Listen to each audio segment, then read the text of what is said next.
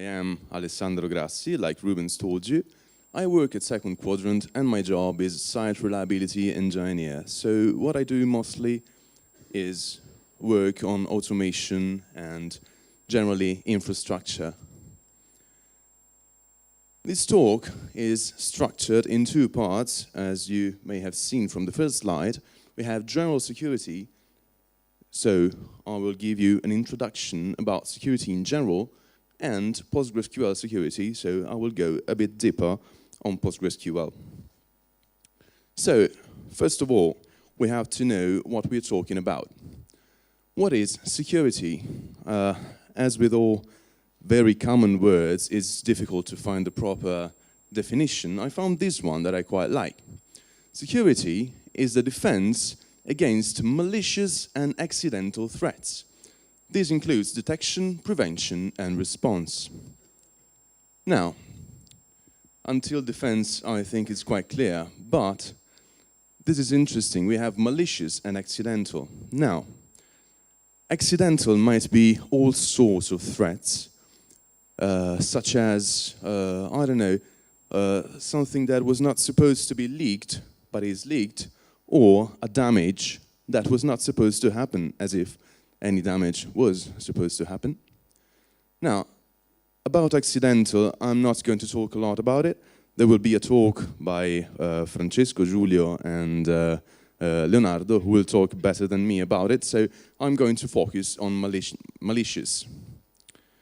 So, the first thing you have to ask when considering malicious threats is, who are you defending against? Because no proper tactic can be developed unless you know who you are dealing with.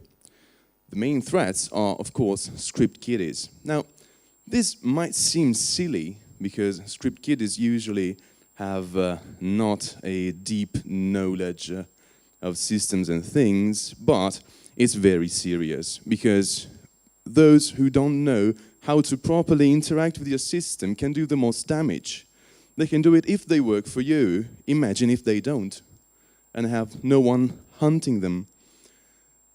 Luckily, it's quite easy to get protected against script kiddies. What you have to do is keep your system up to date. Basically, use common sense, don't make obvious mistakes, and employ really basic countermeasures. You know, the common firewalls and things like that. So this is quite easy. Then we have black hats. Now, that's really harder because by nature, black hats do not tell you how they plan to attack. You have no idea what they know. So by the nature, it's impossible to be 100% protected against black hats. What you can do is do your best. Because usually it's some sort of a challenge between your knowledge and their knowledge. If they know your systems better than you do, and it's quite easy, if that happens, you cannot be protected. You can use policies, you can use good tools, but in the end you will never have 100% protection. Still, you can do something. The third and most dangerous ones are public entities, such as governments. You can try and protect, but they are obviously the worst threat, especially because usually they hire black hats and buy their tools and often their time. And one thing that they can have, and black hats usually can't, is physical access. There is something you can do about that too. There are some hardware IDS on some systems, and yeah, but if you're trying to protect against that, well, good luck. Okay, so one thing that you can do is worry about physical security, which won't do anything against remote attackers, but can do something against people who try and access your machine. If you have few servers, few machines, and you have direct control over them, you can employ full disk encryption. This, of course, means that you need a monitor, you need a keyboard on the device unless you bundle the key with the encrypted data, but this is not really smart. So you have to be there every time the machine boots and so on. You can ask your data center, if you have many machines, if they have some certifications. There are many ISOs that ensure that the data center is, well, at least does its best to be secure. You have IDS, but overall there is not really much you can do on that side. Let's talk about a bit more about encryption. So you have two ways of encrypting your data. You can encrypt the whole disk or the whole partition, and you can encrypt the data itself with other methods. The problem with disk and partition encryption is that it degrades your performance sensibly. Mainly. It's hard to automate because, again, it's easy if you have one machine, easy if you have 2, 3, 4, 10, I don't know. If you have hundreds, if you have thousands, you have to use different passphrases, and this can get really hard to do properly. And then, of course, it's useless against hackers. Now, a small parenthesis, I will say hackers, but I know it's not the right word, but it's the word that is commonly used, sadly, to describe this kind of people. So anyway, once the server is booted and the partition and the disk are decrypted, then it's just like encryption was not there, because anything that the machine can see, so can the hackers or crackers, whatever.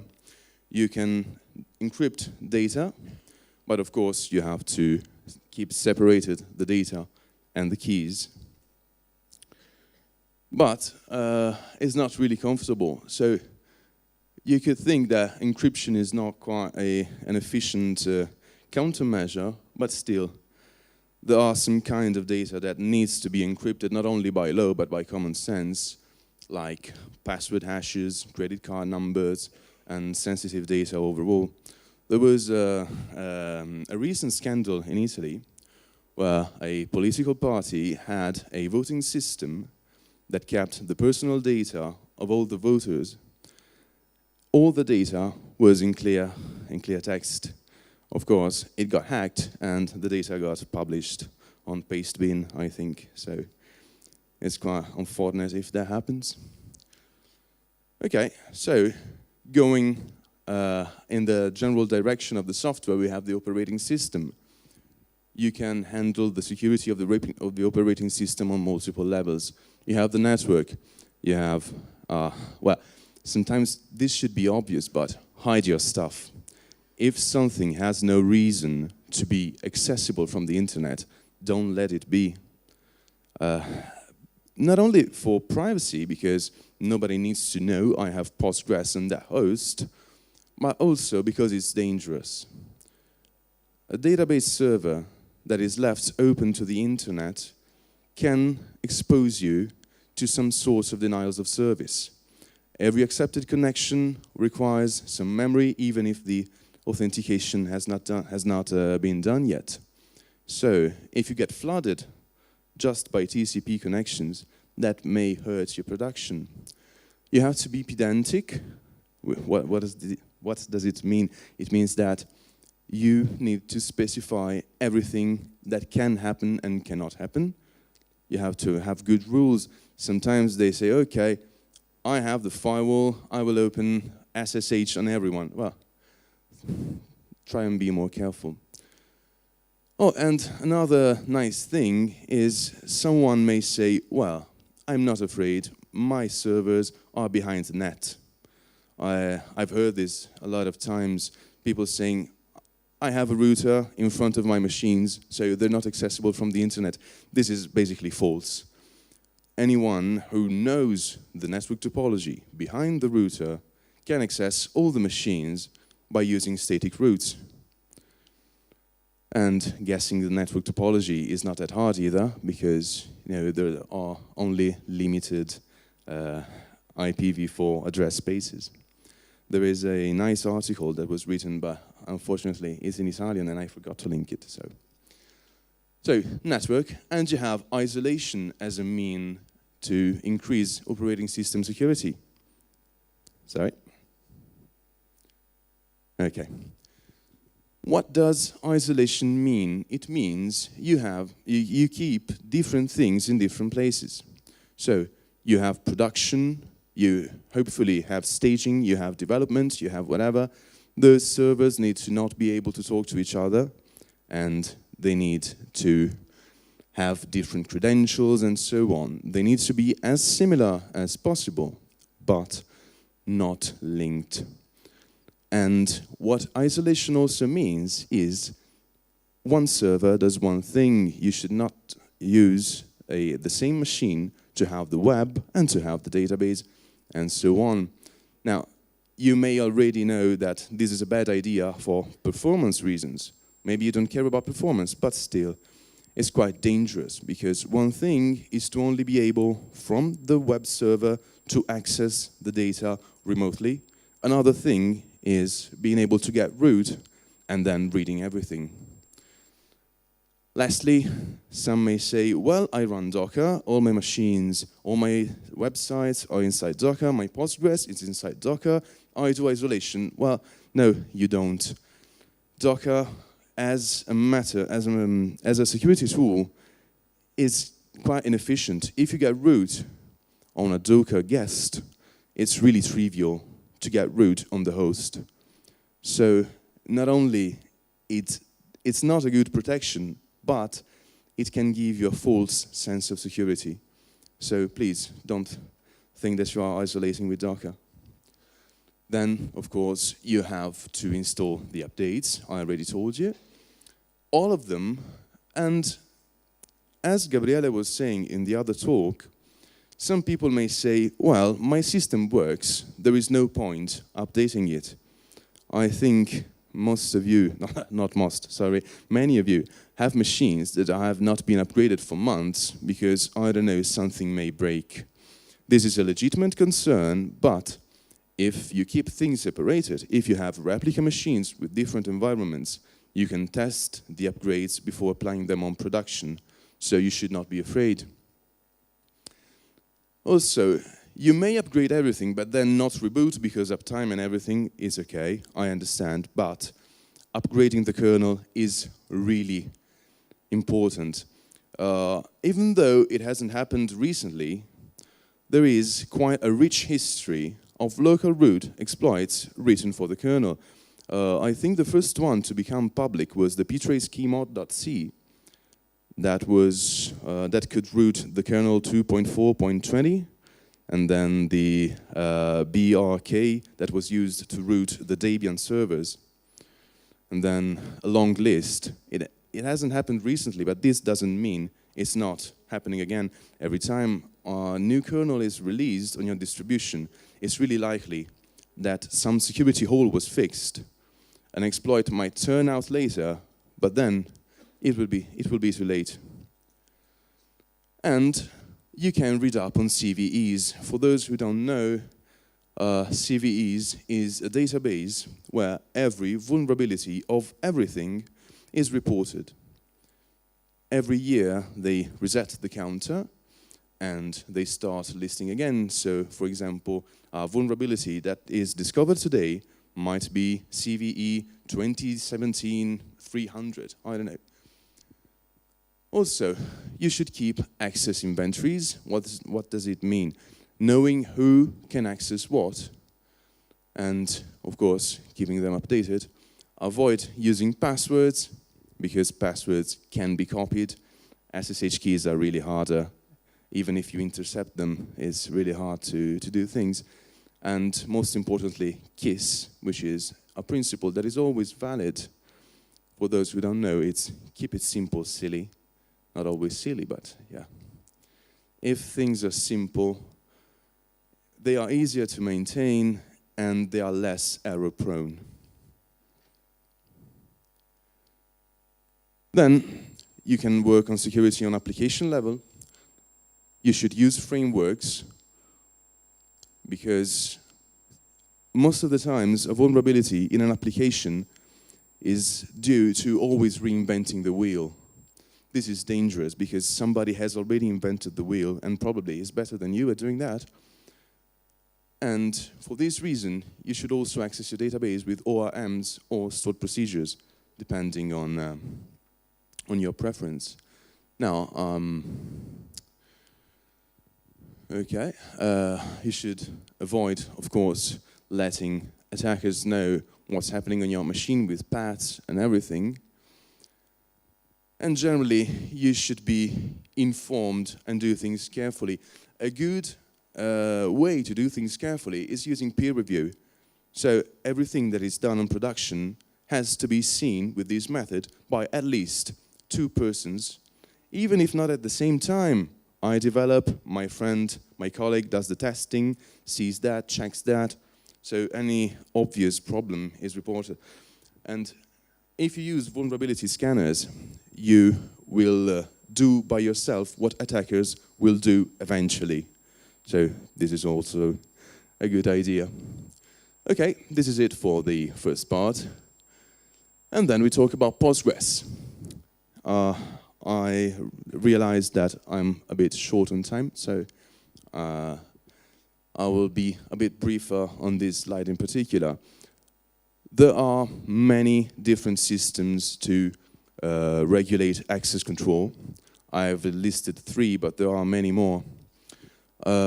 Most commonly, you have discretionary, where resources have owners, they have permissions, like Unix. I own a file, I decide who can access it, with which permissions, I can chmod, except with Unix there's root that bypasses the whole system. What is interesting now for us is role-based access control, which works like this. There are resources, there are roles.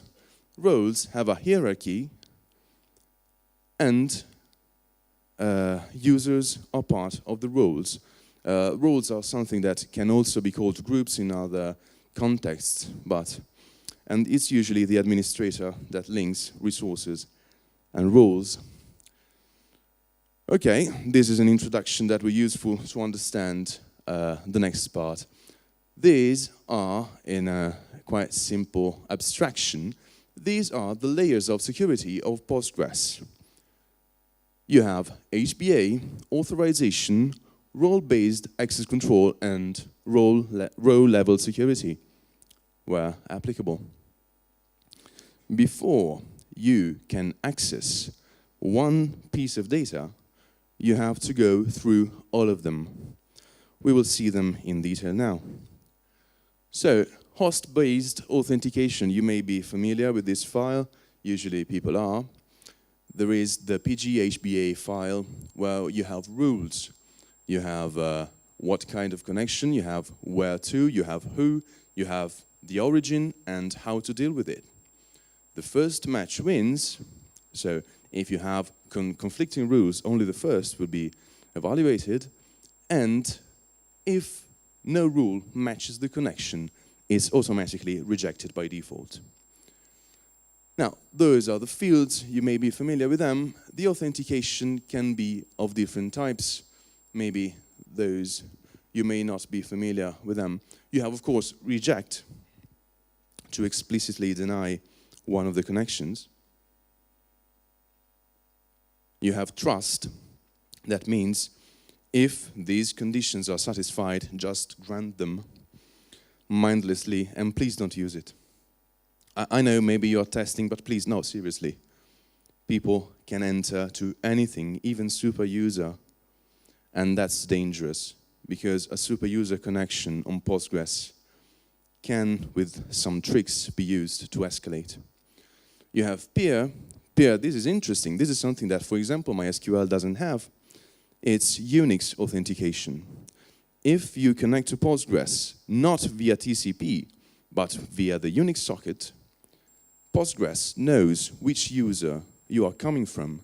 And if there is a user on Postgres with the same name, access is granted. This is quite cool. It's what happens when you switch user to Postgres on your command line and type PSQL. You enter without password because Postgres in Unix and Postgres in the database have the same name.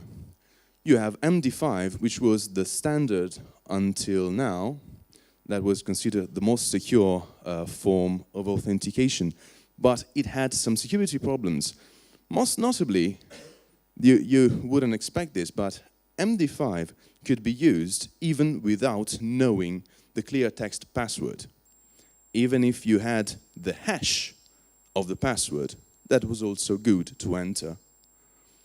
And this is not something that, makes you sleep easily at night when you know it.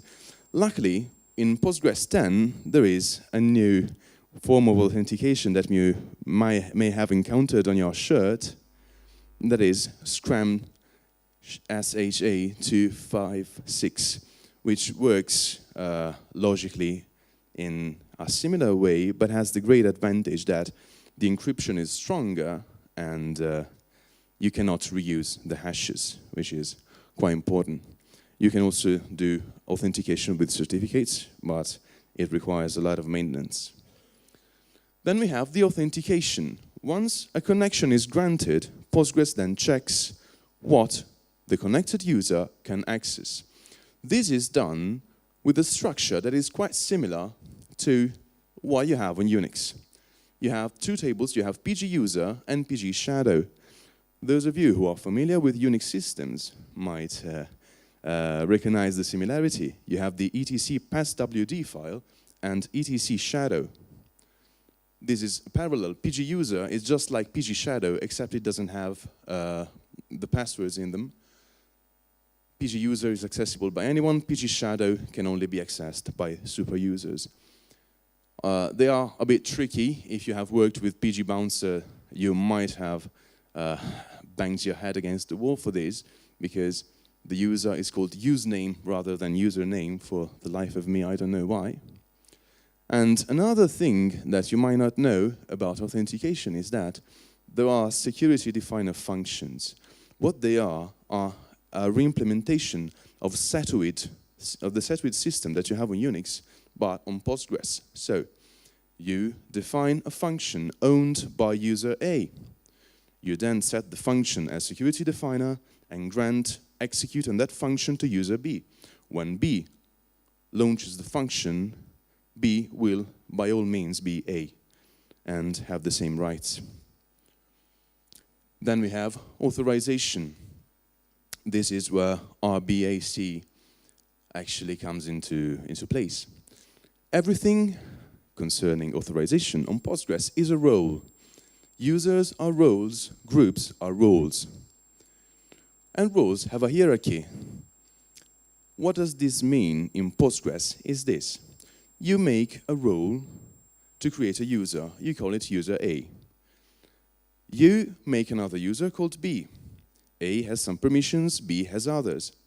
You can make B a child of A by saying grant A to B. So B has all its privileges, but also those of the father node. So they can be granted in a chain. When this happens, the permissions are by default inherited. So B can do everything A can.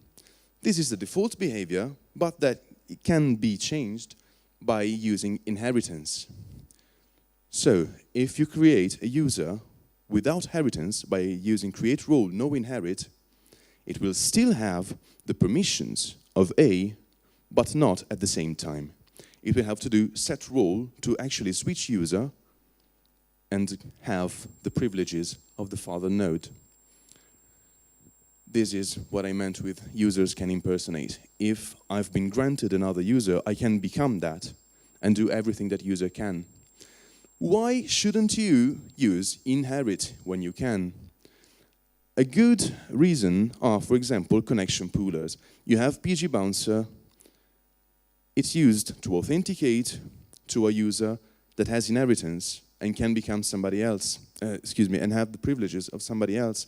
Since, by Postgres perspective, the connection is always the same, despite what is going on outside of PG bouncer, some clever trickery might be able to access things that they're not supposed to. And also you can have mistakes. If you have more than you need, of course, you can do something wrong. Also, all the permissions that you can select, like select, update, delete, they can be applied to everything. They can be applied to database, they can be applied to schemas, to tables, even to sequences. Things also have owners, and owners by default have all privileges. They do not need to be granted, and I don't think they can even be revoked. And so we arrive at the middle node, row-level security. This is something that many of you might not be familiar with because it was introduced recently. It was introduced in Postgres 9.5. So what happens is you can set access rules not only to columns, this was something that was already existing, but also to rows. How does this work? You make policies. What is a policy? You say, access is granted to all the rows where the field foo matches the string bar. If you have this policy in act, the user that falls under this policy will only be able to see those rows. What happens if users cannot access a row? What happens is the rows are invisible. They don't get any errors. They're just hidden. So it's not something that can generate, application errors or something like that. It's quite transparent. If a user tries to upload data that falls outside of the policies, they will be denied by Postgres, saying inserting this data violates the policies. Something new in Postgres 10 is that you can have permissive or restrictive policies. Permissive are similar to the default behavior on 9.6, which is, if you match any of these rules, please go on. You can also have restrictive policies in PG10, where not only you have to match all the rules, like this user cannot access anything that matches these equations. Not only that, but you will also need to explicitly grant access to something. Otherwise, if the policies are only restrictive, users will not be able to see anything. As a final note, since we are approaching the end of my time, I would like to tell you a couple of things about security by Postgres perspective. Postgres, unlike others, has a dedicated security team. There's a team whose main job in the Postgres community is to take care of the security aspect. All the measures are always updated.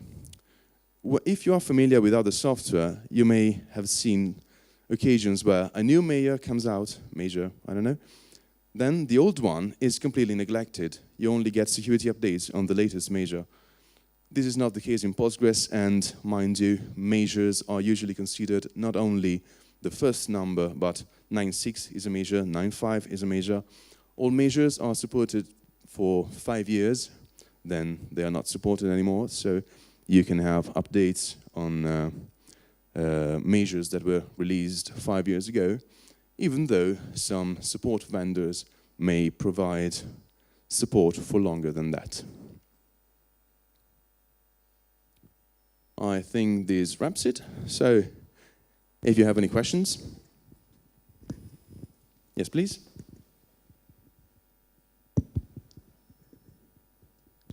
Passo all'italiano perché mi trovo meglio.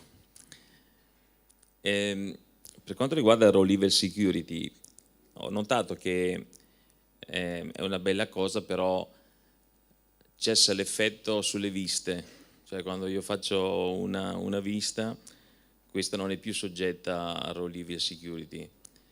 E la trovo una cosa molto sgradevole, non so perché è stata fatta, e quindi c'è qualcosa per rimediare o effettivamente è così?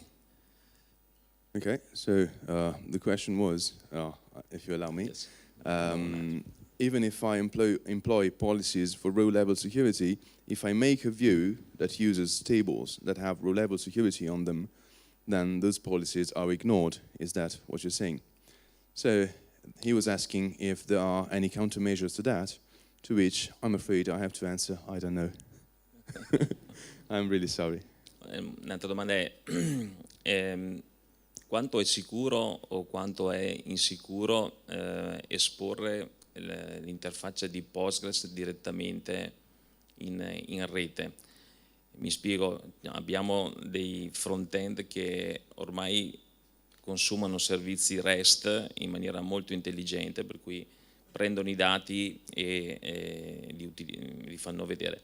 A questo punto diventa abbastanza semplice, diciamo, dare l'accesso al front-end direttamente al database, avendo chiaramente una struttura di autorizzazioni utente effettiva, cioè non un utente per tutte le cose, però effettivamente avendo dato ad ogni utente le sue autorizzazioni. È sicuro esporre il database oppure... Okay, so if you have applications that have to access on using the internet, the database, how secure is it to keep the database opened because it needs to be accessed by the applications, right?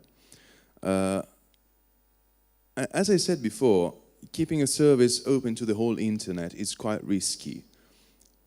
You can, if you have to use the internet to make application communicate with the database, you can use firewalls. For example, if you know what your application servers are, you can make rules for them and then deny everything else.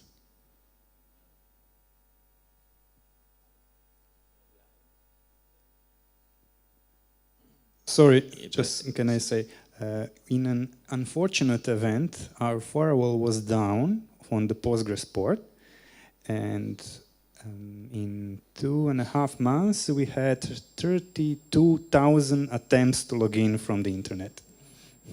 So, with different users, all rejected because of PGHBH-conf. No, però li potrei risolvere bloccando la Cina, nel senso, potrei anche dire i cinesi non mi interessano, cioè, o comunque vorrei capire se il problema è solo questo, nel senso abbiamo dei framework JavaScript che diventano sempre più evoluti, quindi se io do loro l'accesso loro riescono a risolvere il problema, cioè gestiscono il dato, però io devo dare l'accesso al singolo utente, cioè il mio utente ovviamente non è che lo fa lui direttamente, ma il JavaScript dentro ci ha scolpito l'indirizzo del server Postgres e quindi va direttamente sull'interfaccia Postgres.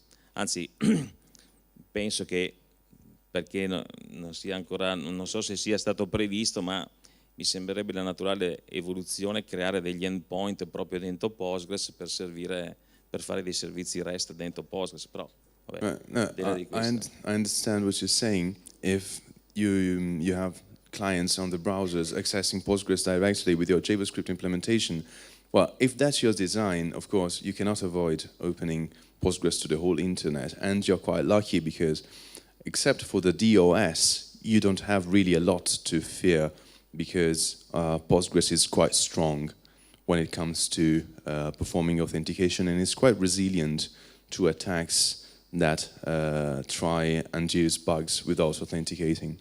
So you're quite fine, unless, of course, again, you worry about the denial of service. As Mladen said, if your server is found by a few bots, it can really be flooded with requests. One thing you could do, possibly, could be to have dynamic rules, maybe. Sì, è perché non penso che cambi molto se metto un middleware in mezzo. Se metto un middleware in mezzo, la richiesta arriva comunque al middleware che me la gira a Postgres, cioè non è che risolvo il problema mettendo un middleware in mezzo, questo che voglio dire.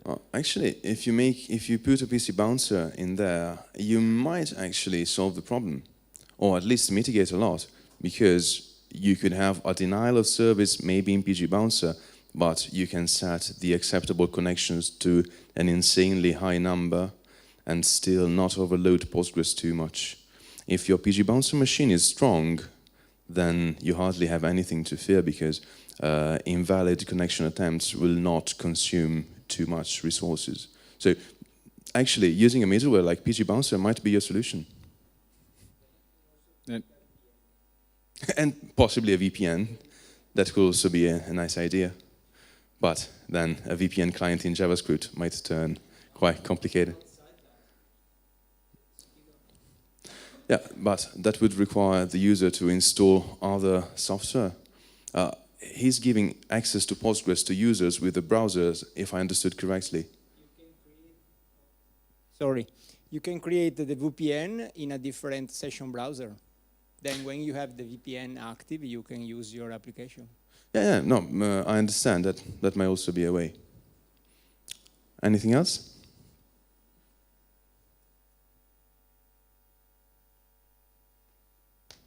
What about using a sort of centralized authentication system integrated in Postgres, like, I don't know, LDAP or something like that, some support for this? I just mentioned LDAP, but also some other way to provide a centralized authentication system. Yeah, it's something that has been done. I know for a fact that Postgres supports some sort of centralized authentication. I think that we had a customer with LDAP for Postgres authentication, so yeah, definitely it can be done, but except for being more comfortable, it doesn't really bring you any other significant advantages. Well, it may also limit your possibilities, because if you delegate completely to another system, you delegate authorization and authentication. While delegating authentication is not a big hassle, delegating authorization can be problematic. Authorization is who can access what, and this delegate the authentication of database resources to LDAP. Now, that's a whole different beast. Any other question? Okay, I think we're done. Thank you, Alessandro.